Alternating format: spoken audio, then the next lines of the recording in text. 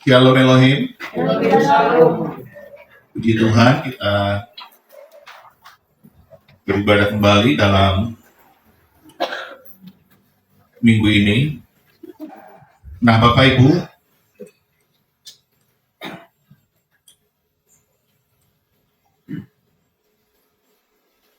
saya mau bercerita sedikit tentang bagaimana minggu lalu minggu lalu ya? Hari apa ya? Hari Kamis. Ya, hari Kamis. Kamis apa Rabu? Saya ke rumah sakit ya, ada bekas anak rohani saya sakit, dan itu saudara sudah tahu semua, sebagian yang sudah saya WA, sakitnya kanker ya, kanker apa itu ya. Pokoknya ada kanker di lambungnya, sehingga sulit makan dan ususnya itu lengket dan sudah di kemo. Dan tubuhnya tinggal 28 kilo ya. Jadi datanglah saya ke rumah sakit itu di RSCM di lantai 4 ya, di kamar 405 itu. Sebenarnya saya terus terang jujur mengatakan bahwa saya tidak ingin datang ke rumah sakit itu. Kenapa? Karena saya melihat bahwa mohon maaf ya, saya menangkap tidak ada iman di dalam suaminya. Ya, bagi saya, kalau kita datang di dalam sebuah katakanlah kedukaan seperti itu, kalau kita melihat bahwa sepertinya lebih baik kita berdoa di rumah saja dan mencari wajah Tuhan di situ untuk pertolongan, kesembuhan, itu bagi saya lebih baik, karena saya tidak akan bertemu dengan orang yang tidak percaya.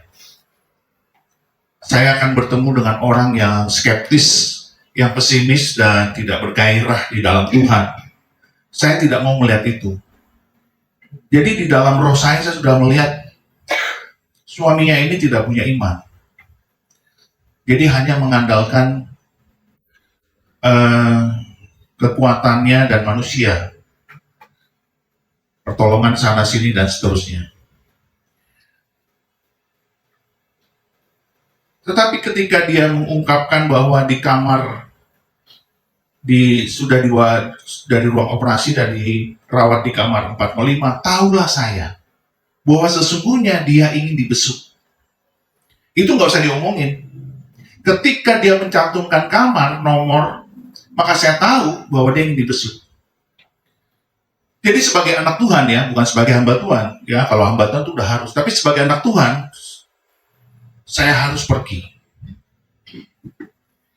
Dan saya ke sana, dan seperti yang saya duga, memang tidak ada iman. Tapi saya tidak pedulikan soal iman suaminya, tapi saya lihat anak rohani saya ini yang terbaring sakit. Saudara, sebenarnya dokter itu tidak mau operasi karena sudah 28 kg beratnya, dan itu tidak mungkin seharusnya dioperasi karena ada lengket di ususnya itu sehingga makanan tidak bisa masuk. Nah, yang dioperasinya adalah usus yang lengket ini dibuang, dipotong, diambil supaya dia bisa makan. Tapi beratnya 28 kilo. Jadi saya lihat itu tulangnya sudah dibalut kulit. Wah, saya nangis, saudara. Melihat itu saya nangis. Sedih. Saya nggak banyak bicara, saya nggak banyak omong, saya cuma pegang kepalanya dan saya basaro. Basaro. Lalu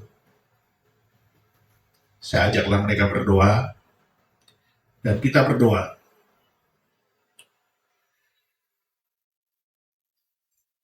Tapi saya tidak mau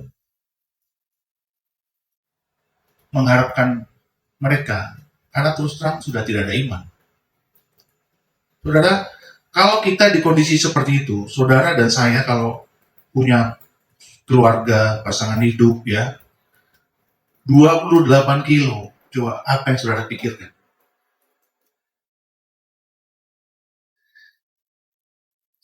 Jadi saya tidak akan banyak omong, saya tumpang tangan, saya bahasa roh. Saya nggak pedulikan mereka beriman atau tidak beriman, saya mau berdoa. Saya memuji.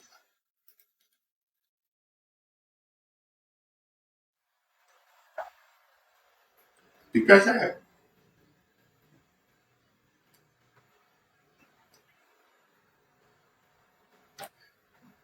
melantunkan, saya pakai masker, saya pakai topi karena itu kan kanker ya saudara. Saya lantunkan, Holy, Holy,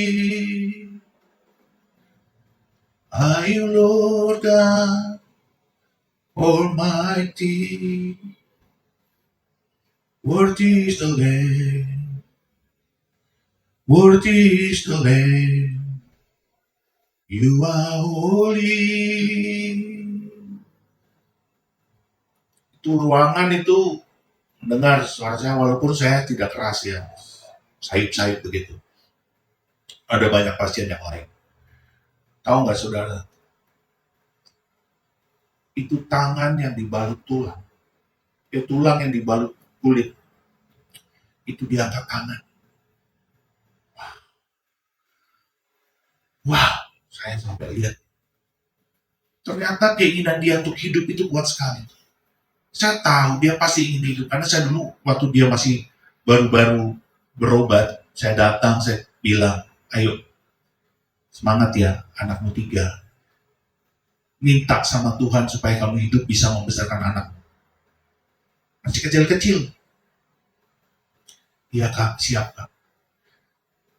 Dulu waktu dia nggak tahu saya datang, begitu dia tahu saya datang, itu dia wajahnya langsung sumringah semi, wajahnya langsung bersinar begitu, karena dia bahagia sekali bapak rohaninya datang. Kemarin juga begitu, waktu saya pakai topi, pakai masker, dia tidak tahu. Tapi begitu saya buka topi, dia masih belum lihat. Saya buka masker, dia langsung melonjak. Jadi waktu saya naikkan holy, dia angkat tangan saudara. Saya kaget, saya mau nangis. Suaminya udah mau sudah tidak ada iman. Memang suaminya nggak rohani. Terus saya bermasmur, menyembah, bermasmur, berdoa, bermasmur, mengatakan Tuhan itu baik. Lalu udah berdoa berhenti, saya berikan dia kata-kata kekuatan, inspirasi, motivasi. Lalu doa lagi, nyembah lagi, masmur lagi. Itu lama, mungkin ada sekitar 1 jam. Karena saya ingin menenangkan batin saya sendiri juga bergolak. Kira-kira ini sembuh nggak Tuhan? Tuhan tolong nggak? Batin saya juga bergumul. Tuhan bela nggak? Ini kasihan banget. Ini Tuhan lihat suaminya atau lihat dia atau bagaimana? Karena dua-dua juga sudah tidak ada iman. Tapi ketika dia angkat tangan, saya lihat, wah kekuatan dia untuk hidup kuat sekali. Lalu udah selesai, saya pikir sudah cukup. Walaupun saya masih bergumul dalam batin ya, karena sulit. Saudara, terus terang saya mengatakan kepada kita semua bahwa kalau saudara bertemu dengan orang yang tidak beriman, saudara akan membentur tembok. Saudara akan melihat di dalam hidupnya tidak ada syukur, tidak ada kasih, tidak ada pengharapan. Dia tidak merasakan kebaikan Tuhan. Dia tidak mengakui bahwa Tuhan itu baik. Dia tidak melihat kebaikan Tuhan ada di dalam hidup dia. Orang yang seperti ini nggak bisa kita apa-apain. Saya tidak bisa menghakimi. Saya tidak bisa memarahi karena saya merasakan orang seperti ini memang lagi hopeless. Ini orang gak rohani, tidak punya iman pasti. Orang rohani saja pasti juga tidak punya iman. Menghadapi tulang yang dibalut kulit. Sangat kurus. Sudah selesai berdoa, saya doain juga suaminya, saya pegang bahunya, saya bilang sabar ya, sabar. Biarlah kau diberikan kesabaran oleh Tuhan. Karena saya tahu bahwa dia lagi marah sama Tuhan. Sudah mohon maaf ya, miskin, tidak punya uang, punya bengkel, motor dijual, kompresor dijual, itu berobat, dia hopeless. Nah selesai itu saya pamit, ada ucapan dia membuat saya agak marah begitu. Dia bilang begini, inilah nasib saya. Waduh, dia ngomong gitu di depan istrinya yang lagi, ini belum keluar, dia sudah ngomong, inilah nasib saya. Jadi seolah-olah dia mengatakan, gue dapat istri yang membuat gue menderita. Lah, saya langsung tarik dia cepat-cepat keluar. Lalu saya bilang, kamu jangan ngomong begitu di depan istrimu. Gak boleh kamu ngomong begitu. Kan artinya dia tidak mengasihi istrinya toh? Betul tidak? Kok diem sih? Betul tidak? Betul. Nah gitu loh, berikan imanmu. Tidak mengasihi ini nggak benar. Kamu nggak boleh ngomong begitu di depan istrimu. Dia pasti akan tertolak. Orang kalau tertolak tambah sakit dan pasti tidak ada harapan untuk ingin hidup. Wah, dia membenarkan dirinya, dia membela dirinya, dia ceritalah semua kepahitannya tentang keluarga dari pihak istri, bla bla ya. Saya tahu lah orang kalau udah menderita saudara ya pasti semuanya salah-salahin, benar nggak? Kalau orang sudah sakit dan menderita pasti nyalah-nyalahin. Inilah semua disalahin. Yang sana nyalahin sini, yang sini nyalahin sana. Dengerin semua. Itulah saya malesnya datang karena saya pasti akan mendengar cerita ini. Cerita orang nggak beriman yang saling nyala-nyalain, marah, kepahitan, dan memang dulu saya sudah mendengar cerita di luar sana sebelum saya dengar cerita suaminya ini bahwa dari pihak keluarga anak rohani saya ini, yang wanita ini mengatakan bahwa suaminya tidak ngurus, tidak merawat. Suaminya membiarkan itu penyakit. Baru kemarin saya tahu bagaimana cerita tidak merawat itu muncul.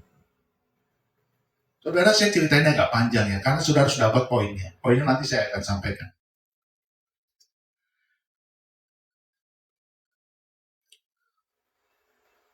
Dahulu dibilang suaminya tidak merawat dia. Sampai dibawalah ke Medan. Katanya di Medan diurus sama keluarganya. 3 bulan. Tapi tidak juga. Semua dibawa lagi ke Jakarta. Baru di Jakarta ketahuan penyakitnya. Jadi begini Bapak Ibu. Gara-gara dokter salah diagnosis, maka ini pasien diobati dengan obat yang salah. Dikatakan sakit lambung. Jadi dikasih obat lambung terus. Inilah dokter Indonesia ya. Saya tidak mau menghakimi ya, tapi ini kan sering terjadi. Coba dulu kalau tidak salah diagnosis, pasti suaminya tetap semangat. Karena salah diagnosis dia bingung. Udah berobat ke sana kemari, salah melulu. Obatnya tidak menyembuhkan. Habislah itu uang, habislah itu, tutuplah itu bengkel. Karena semua dijual-jualin. Karena dia punya bengkel ya. Semua dijual-jualin. Dia nggak kerja bengkel karena ngurusin istrinya. Akhirnya dia bingung. Nggak sembuh-sembuh, semua sudah habis. Akhirnya dia diam aja. Nah ketika dia diam saja, dibilanglah sama keluarga istrinya bahwa dia tidak ngurus. Padahal dia sudah hopeless. Karena bingung, dia ini sakitnya apa sih? Saudara lihat ya. Ini memang pelajaran yang berat buat kita semua. Anak rohani saya ini dulu, saya didik supaya dia rohani. Takut akan Tuhan sungguh-sungguh. Oke. Tapi ketika dia mencari pasangan hidup yang tidak rohani, jadilah masalah. Saudara ngerti maksud saya? Ketika kita berhubungan menikah dengan orang yang tidak rohani, maka kita akan mendapati hidup kita akan terjebak di dalam iman yang nggak ada. Kadang ada, kadang enggak. Kadang ada, kadang enggak. Ini sama aja nggak punya iman. Tetapi kalau kita berhubungan menikah dengan pria atau wanita yang rohani, maka kita akan sama-sama membawanya kepada iman akan tumbuh, akan timbul. Nggak pernah ke gereja, nggak pernah baca Alkitab, apalagi berdoa. Kalau saya mau marah, saya harusnya marah ke anak rohani saya ini yang mendapatkan suami yang tidak rohani. Betul tidak? Saya nggak mungkin marah kepada suami yang nggak rohani, karena saya tidak kenal dia. Tapi saya kenal anak rohani saya. Engkau tidak mendidik imanmu dengan baik dan benar, dan engkau tidak merawatnya dengan baik dan benar. Alkitab berkata, keselamatan itu harus dirawat. Harus dijaga. Peliharalah keselamatanmu itu dengan takut dan gentar. Jadi ketika dia sembarangan mencari pasangan hidup, inilah yang terjadi. Tetapi kan ini sekarang sudah menikah, kan tidak bisa kita menyalahkan lagi, betul? Kita harus membereskan ini. Maka ketika si bapak ini bercerita tentang kepahitannya soal keluarganya dan semuanya, saya dengerin, tapi sebenarnya saya udah mau marah, mau jengkel. Ini cerita kok jelek semua. Tapi karena saya sebagai seorang konselor yang baik, saya dengerin. Sampai pada titik saya bilang, kamu gak bisa nolak dia. Kan kamu sudah berjanji di depan altar. Baik dalam suka dan baik dalam suka dan kau sudah bernubuat bahwa engkau akan menerima dia dalam suka dan duka. Engkau tidak bisa menolak itu, saya bilang. Dia langsung diam. Tapi keluar lagi amarahnya. Cerita. Diulang lagi cerita yang sama kan. Akhirnya saya capek karena udah berjam-jam. Pikiran saya sudah mulai, ini nggak akan selesai nih kalau cerita ini didengar terus. Tapi kan orang kalau punya unek-unek gitu ya saudara ya, selalu ingin bercerita. Saya bilang gini akhirnya, untuk menutup dia, saya bilang gini, semua ini saya sudah lewatin. Kaget dia. Kau tahu, istri saya sudah kena kanker. Sudah di kemo, sudah dioperasi, sudah disinar. Kami punya uang tabungan sudah habis. Kami nggak punya apa-apa. Dan mohon maaf, kami tidak pernah mengandalkan manusia. Ada saudara datang, bilang begini, Dek, kalau ada apa-apa bilang ya. Saya nggak akan mungkin bilang. Nggak akan mungkin. Kalau engkau mau tolong. Kalau enggak, nggak usah. Itu saya. Ketika saya bilang, semua ini sudah saya lewati. Dia langsung kicep. Berhenti dia bicara. Karena saya menemukan di situ amarah, ada iman, tidak percaya kepada Tuhan, bahwa Tuhan itu baik dan seterusnya, tidak ada sama sekali. Lalu ketika saya pulang, saya bilang, engkau sama sekali tidak merasakan kebaikan Tuhan dan engkau tidak mengakui Tuhan itu baik. Iya, Pak, saya begitu. Dengan wajah yang agak gimana gitu ya. Nah, sepanjang perjalanan saya pulang, nah ini saudara perhatikan. Kemarahan dia itu nempel di saya. Kekecewaan dia itu nempel di saya. Kepahitan dia itu nempel di saya. Saya ikut marah sama Tuhan. Saya begini, Tuhan ini gimana sih? Tuhan mau sembuhkan apa tidak? Kami sudah berdoa, kami sudah berseru, kami sudah mencari wajah-Mu, dan kami sudah mencari Engkau. Kami percaya kepadamu. Itu sepanjang perjalanan. Jadi marahnya dia nempel di saya. Kok tiba-tiba saya tadi jadinya ikutan kayak dia tidak percaya? Akhirnya saya bilang, ya sudahlah Tuhan kalau mau ambil saja. Itu saya ngomong begitu. Daripada repot ini semua. Nggak kelar-kelar.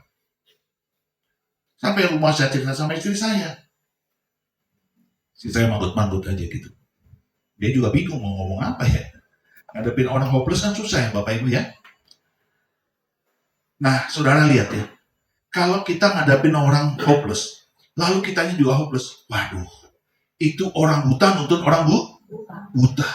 Orang tidak beriman nuntut orang tidak Tetapi kenapa saya bisa begitu? Karena rupanya saya menerima semua. Jadi saya marah sama dia. Ngerti nggak maksudnya? Ini cara iblis ya, perhatikan baik-baik. Saya marah sama dia karena dia marah sama Tuhan. Dia marah sama keluarga istri. Dia marah sama semua orang. Tapi saya marah. Saya nggak setuju dia seperti itu. Rupanya, apa yang dia alami ketimpa ke saya. Jadi sepanjang perjalanan itu saya seperti itu. Saya nggak menyadari bahwa saya ketempelan roh itu. Roh najis yang tidak percaya itu.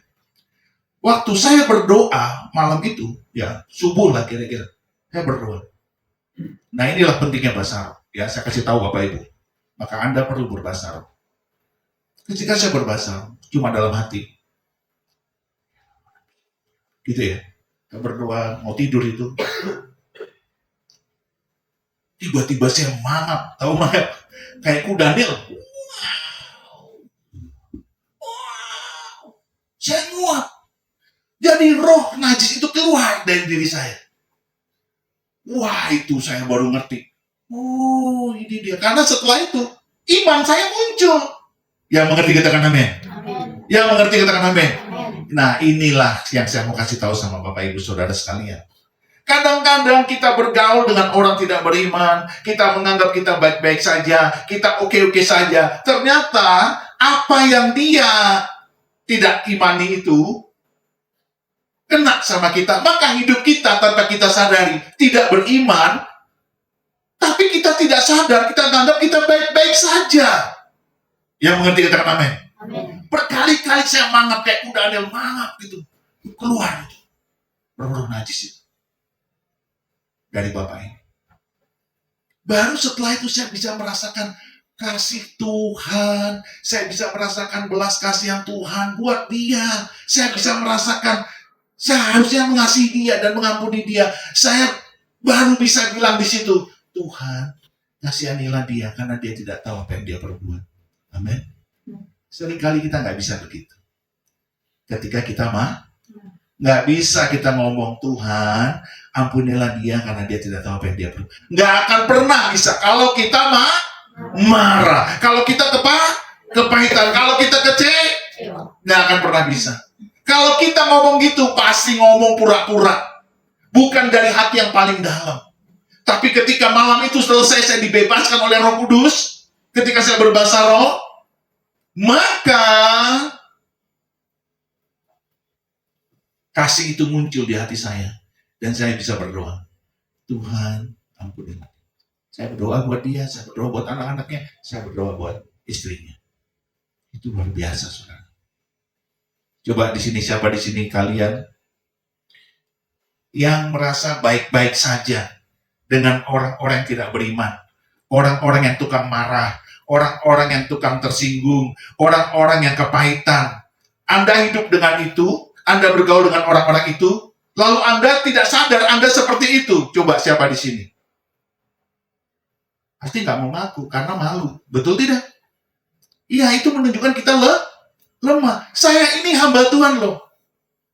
Pasti Anda bertanya, loh kok hamba Tuhan Pak Pendeta kok bisa kena sih? Saya kasih tahu ya. Saya ini orangnya sensitif. Sangat sensitif. Jadi begini. Misalnya, kayak kemarin itu. Sebelum saya ke rumah sakit, saya sudah tahu. Saya merasakan di jalan itu. Roh kemarahan dalam dirinya. Saya rasakan. Seringkali saya mengalami hal-hal seperti itu. Kalau saya mau melayani pelepasan, orang-orang yang dirasuk roh jahat. Orang itu seperti apa? Saya merasakannya. Kalau dia punya roh najis, saya merasakannya. Oh, ada roh najis. Ada roh mesum, saya merasakannya. Itulah sensitif yang Tuhan berikan kepada saya. Gift, karunia roh. Jadi ketika saya melihat ini, oh dia nempel. Makanya Bapak Ibu, bersihkan dirimu. Ya, mau pergi, pulang pergi, habis ketemu orang, bilang begini, darah Yesus. Sebelum pergi bilang, Tuhan bungkus aku dengan darah. Amin. Karena Alkitab bilang apa? Pergaulan yang buruk merusak kebiasaan yang baik. Kenapa pergaulan yang buruk itu bisa merusak kebiasaan yang baik? Karena orang-orang yang buruk itu ada di dalam atau di sekitar kita. Dan dia memberikan roh-roh yang membuat kita Nempel. Maka kita menjadi buruk. Itu saya mengerti kenapa pergaulan yang buruk merusak kebiasaan yang baik.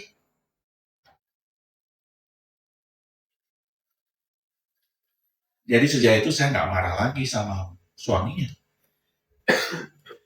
Tapi pasti di antara kalian, kalau punya orang-orang yang tidak beriman seperti ini, pasti masih marah. Betul tidak? Yang disalahkan pasti suami. Tuhan Yesus bertahun-tahun bersama Yudas Iskariot. Emang Tuhan Yesus nggak tahu kalau Yudas tukang curi duit pelayanan? Tahu nggak? Tahu nggak? Apakah Tuhan Yesus kita lihat marah-marah? Enggak. Cepatan. Kita harus seperti itu. Di sekitar kita banyak orang yang nggak baik, banyak orang yang nggak benar. Jangan dihakimi. Kesalahan saya adalah saya membiarkan diri saya larut ke dalam kemarahan. Karena saya marah kepada dia yang nggak rohani. Roh marah itu buka celah, akhirnya masuk dan saya akhirnya pulang membawa kemarahan dia. Yang mengerti katakan amin. Ini dunia roh. Makanya saya mengerti pergaulan yang buruk merusak kebiasaan yang baik. Ini pilihan Bapak Ibu. Udah dapat poinnya? Udah dapat poinnya? Coba lihat sekarang. Kenapa keluargamu, mohon maaf ya, kenapa keluargamu ada yang gak rohani? Masih ada yang gak rohani. Kemungkinan besar kita masih marah. Keluarga yang gak rohani, justru kita harus mengasihi. Seperti Tuhan Yesus bilang, Tuhan ampunilah mereka karena mereka tidak tahu yang mereka perbuat. Tapi kita seringkali juga membenarkan diri. Memang dia pantas dimarahi, memang dia pantas disalahkan, memang dia pantas dihakimi karena dia nggak benar. Betul? Iya. Berat memang Bapak Ibu Saudara sekalian kita hidup. Tetapi saya ingin mengatakan kita harus belajar dari Tuhan Yesus. Yudas Iskariot 3 tahun bersama Tuhan. Tuhan tidak menghakimi dia. Sampai pada waktu ini memang dia harus dihakimi. Akhirnya dia mati, gantung diri dan mari kita buka Alkitab kita. Matius 13 ayat 20 sampai dengan 23. Demikianlah firman Tuhan.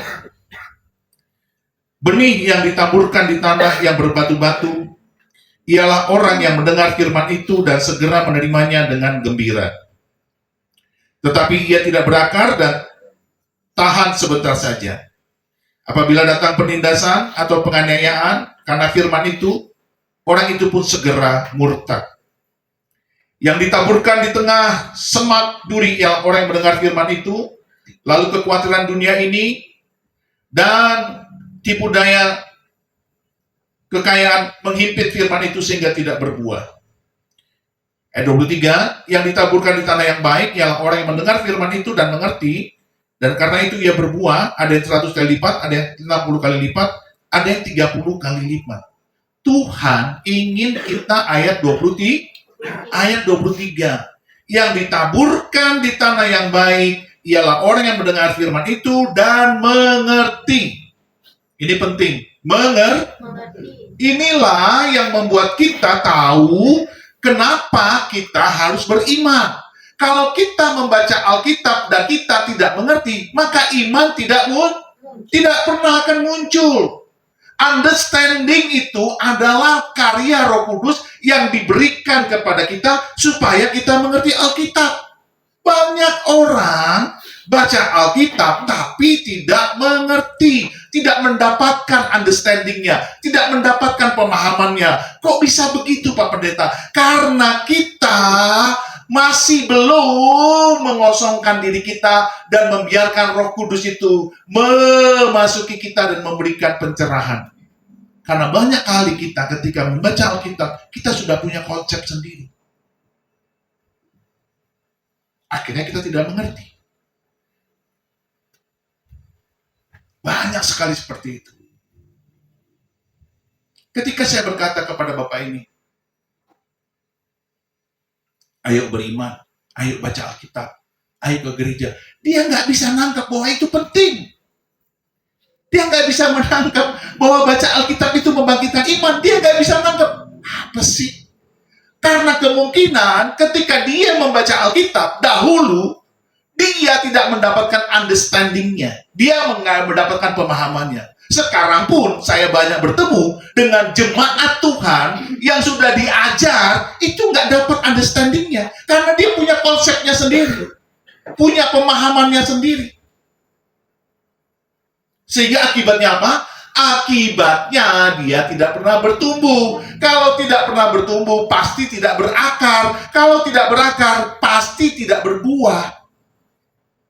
Maka dikatakan oleh Alkitab, dan mengerti, dan karena itu ia berbuah. Ada yang 100 kali lipat, ada yang 60 kali lipat, dan ada yang 30 kali lipat. Ini yang ngomong siapa? Tuhan Yesus sendiri.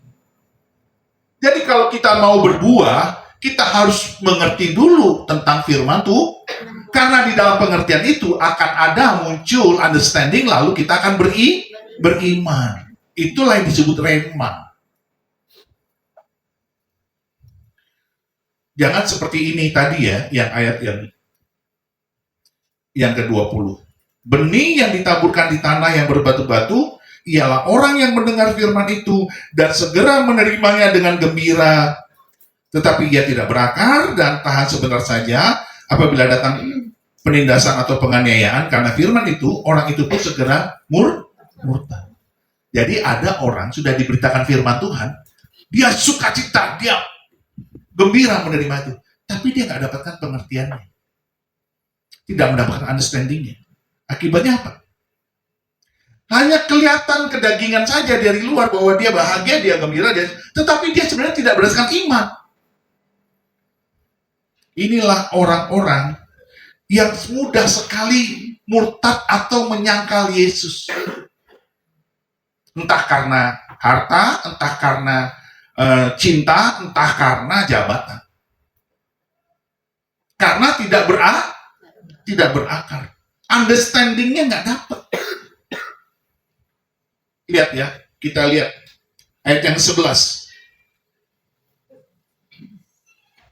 Ayat yang ke-11, demikianlah firman Tuhan. Jawab Yesus, kepadamu diberi karunia untuk mengetahui rahasia kerajaan sorga, tetapi kepada mereka tidak. Bayangkan saudara.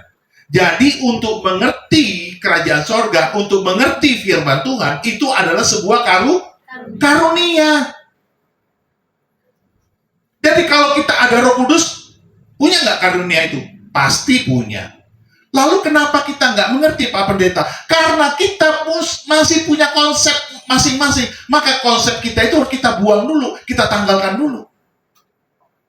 Dari mana konsep kita itu? Bisa dari pengalaman kita, bisa dari pendapat orang, bisa dari guru-guru kita. Contoh, kalau dokternya sesuai pengalaman dia, badan beratnya 28 kilo. Kalau dioperasi bisa apa enggak? Menurut pengalamannya dia, bisa enggak? Enggak, itu sangat risky, sangat riskan. Tapi melihat ibu ini minta dioperasi, kemauannya kuat, maka dokter mengoperasikan. Inilah yang saya bilang, dia menanggalkan konsepnya, dokter itu. Paham Bapak Ibu? Tanggalkan konsepnya. Kadang-kadang dokter tuh memang suka bertentangan dengan firman Tuhan.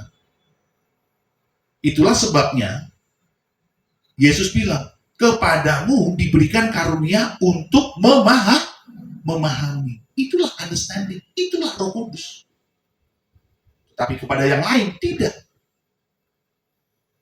Maka orang yang hatinya melekat sama Tuhan, yang hatinya rindu akan Tuhan, yang mencari wajah Tuhan, yang selalu membaca Alkitab, merenungkannya siang dan malam, ini orang gampang sekali mendapatkan understanding dari Roh Kudus.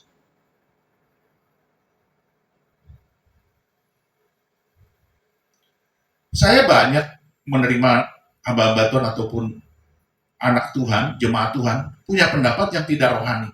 Banyak. Karena mereka punya konsep sendiri. Yang kayak begitu saya nggak akan terima dan saya diamkan saja.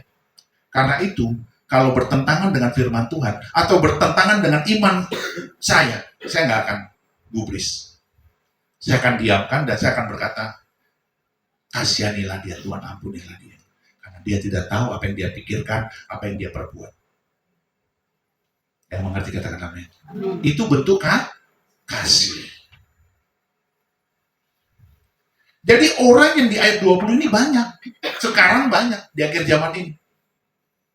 Jadi Kristen, sukacita, bahagia, gembira. Tetapi karena dia tidak mendalami, tidak berakar, maka nggak mungkin bertumbuh karena nggak ada akar yang bisa mencari protein, mineral, rohani. Nggak akan bertumbuh. Dia punya konsep sendiri. Apalagi berbuah. Ada masalah, ada pergumulan hidup, dia murtad. Jadi sekarang ini orang menjadi Kristen, tapi tidak mendalami firman Tuhan. Orang seperti ini, itu cuma agama label. Cuma agama label. Bukan sesuatu yang di dalamnya itu inherent. Tinggal tetap dan kuat, teguh kukuh. Itu yang saya temukan dengan suaminya. Maka bagi dia, tidak ke gereja, tidak berdoa, atau membaca Alkitab, ya nggak ada masalah. Dan itu banyak. Maka saya ingin mengundang Bapak Ibu dan teman-teman semua, hindari diri kita dengan segala rutinitas yang akhirnya membuat kita tidak mendapatkan understanding dari Tuhan tentang firman Tuhan. Amin. Tidak dapatkan understanding, saudara tidak akan beriman.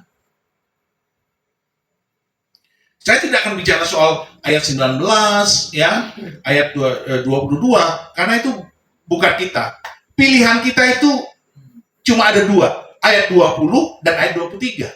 Tetapi Tuhan mau kita pilih ayat 23. Saudara tidak mungkin seperti ini. Kepada setiap orang yang mendengar firman Tuhan tentang kerajaan surga, tetapi tidak mengertinya, datanglah si jahat dan merampas yang ditaburkan dalam hati orang itu. Itulah benih yang ditaburkan di pinggir jalan. Saudara bukan di pinggir jalan. Saudara bukan di pinggir jalan. Saudara bukan tanah yang di pinggir jalan. Bukan. Lalu dikatakan lagi, ayat yang ke-22, yang ditaburkan di tengah semak duri ialah orang yang mendengar firman itu, lalu kekhawatiran dunia ini dan tipu daya kekayaan menghimpit firman itu sehingga tidak berbuah. Saudara bukan itu. Walaupun memang ada yang seperti itu, tapi saya mengatakan, kita semua jangan mau seperti itu. Kita tidak di pinggir jalan, kita tidak di semak duri.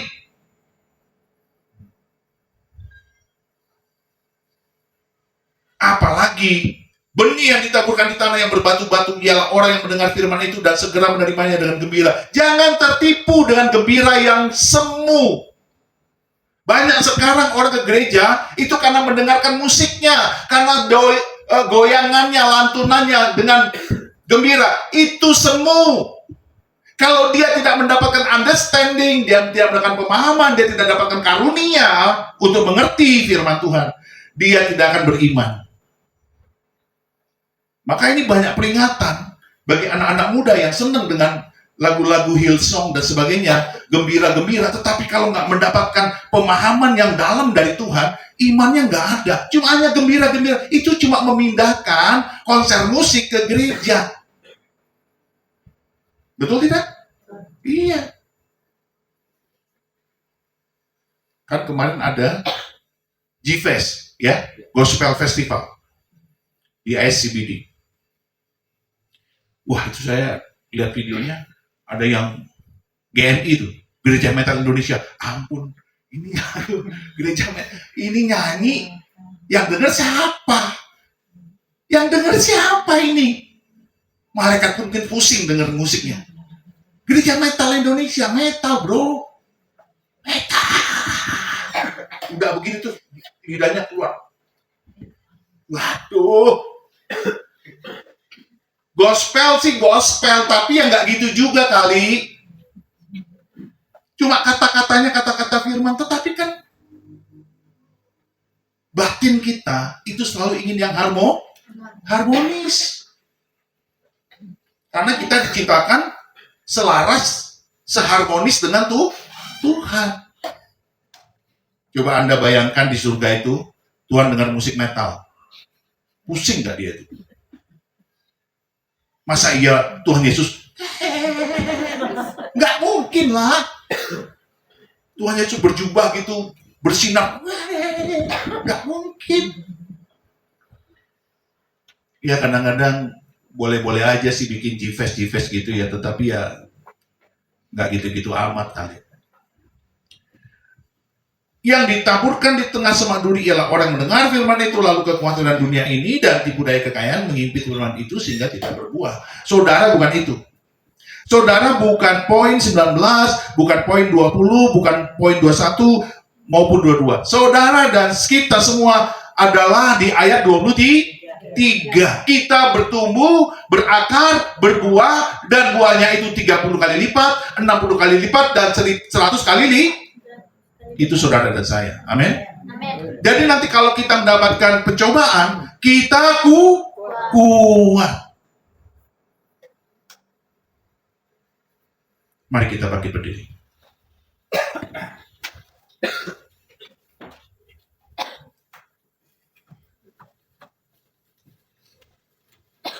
Berdoa Bapak Ibu kepada Tuhan supaya kita dikuduskan, dibersihkan dari roh-roh yang menempel di dalam kita dan membuat kita tidak beriman. Ya, kita tidak sadar ternyata kita tidak sesuai dengan firman Tuhan. Karena kita banyak bergaul dengan orang-orang yang tidak rohani. Ya, perhatikan baik-baik. Saya bukannya mengkritik ya. Salah satu kejatuhan kita paling sering adalah karena kita bergaul dengan orang-orang yang tidak rohani. Betul nggak? Kita mungkin berdalih, kita mau melayani dia dan seterusnya. Tetapi kalau saudara tidak mengerti bahwa ada roh yang menempel sama saudara dan saudara tidak bersihkan itu, saudara nanti akan seperti dia. Akhirnya kita tidak rohani. Kenapa kita tidak kuat dalam pelayanan kepada orang-orang yang tidak rohani? Karena roh-roh orang yang tidak rohani itu nempel sama kita. Maka itu harus ditengking, diusir dulu. Saya puji Tuhan, saya gampang sekali nurut sama Tuhan, jadi saya berbahasa roh aja, roh itu keluar. Memang bahasa roh itu sangat ampuh mengusir setan. Seringkali saya pelayanan, saya tidak usah berkata-kata dalam nama Yesus pergi, enggak. Saya tumpang tangan saja dan saya berbahasa roh, rohnya pergi. Jadi inilah pentingnya kita untuk membersihkan diri. Sebelum engkau bertemu dengan orang-orang yang tidak rohani, bungkus dirimu dengan darah Yesus. Setelah itu doa di rumah, minta Tuhan bersihkan. Kalau udah selesai bertemu, pulang, minta Tuhan bersihkan. Atau dalam perjalanan minta dibersihkan. Supaya engkau tidak seperti orang yang tidak rohani. Amin. Pergaulan yang buruk merusak kebiasaan yang baik. Ternyata betul. Ya, ternyata betul. Nah, mari kita berdoa. Bapa, kami mengerti hari ini supaya kami tidak jatuh dalam pencobaan dan dalam kesia-siaan. Tuhan jagai kami supaya kami Tuhan merasakan terus hadirat-Mu dan bersihkan kami dari segala yang jahat. Kuduskan kami dari segala yang tidak baik, tidak benar, yang tidak berkenan kepadamu. Tuhan, kasihanilah kami dan ampunilah kami. Bersihkanlah kami dari hati yang jahat, hati yang tak mengampun, hati yang tak memberkati. Ampunilah kami Tuhan, kami yang tidak merasakan bahwa kesalahan kami tersamar di hadapan kami. Ampunilah Yesus, ampunilah Tuhan. Sekarang ya Tuhan, bersihkanlah kami dari yang jahat, agar kami benar di hadapan-Mu, agar kami benar di hadapan-Mu.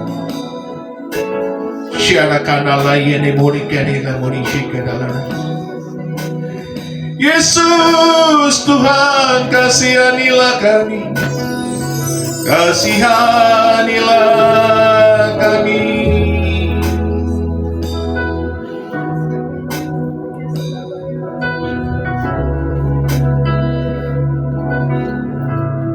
Suatu ketika seorang anak muda waktu masih kecil, dia mengalami abus ya. Dan kenapa dia diabus? Karena ayahnya itu melakukan hal-hal yang tidak baik pada dia. Dia begitu marah sama ayah dan dia benci sama ayahnya. Dan roh amarah itu ada pada dia. Roh amarah itu ada pada dia. Sampai akhirnya dia menikah dan dia punya anak. Dia melakukan hal yang sama anaknya. Yang dia dulu benci kepada bapaknya, yang melakukan abus kepada dia, sekarang dia melakukan hal yang sama kepada anaknya. Pak Pendeta, kok bisa? Ya itu tadi saya bilang. Apa yang engkau benci, engkau melakukannya. Seperti saya kemarin. Apa yang saya benci dari orang ini, saya kok mengalaminya. Untuk saya sadar dan saya minta dibersihkan Tuhan. Saudara bisa nangkap maksud saya? Jangan engkau menganggap engkau benar kalau membenci hal yang salah. Engkau akan seperti itu. Inilah pentingnya kita punya kasih untuk mengasihi dan mengampuni, berkati dan mendoakan orang-orang itu. Yesus Tuhan, Engkaulah segalanya bagi kami saat ini. Kasihanilah kami, ampunilah kami, bersihkanlah kami dari yang jahat.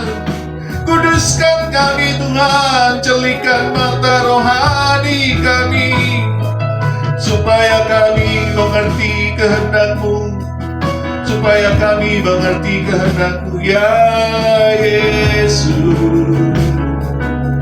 Tuhan kami selamanya. Masing-masing kita berdoa kepada Tuhan untuk dikuduskan, dibersihkan, supaya kita bersih dari segala hal yang najis, yang Tuhan tidak berkenan kepada kita. Yesus, Yesus, glory, haleluya, haleluya. Yesus, Yesus, Yesus, Yesus.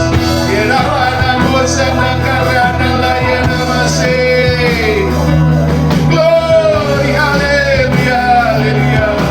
Glory, haleluya, haleluya. Buena maceta carana layana maso.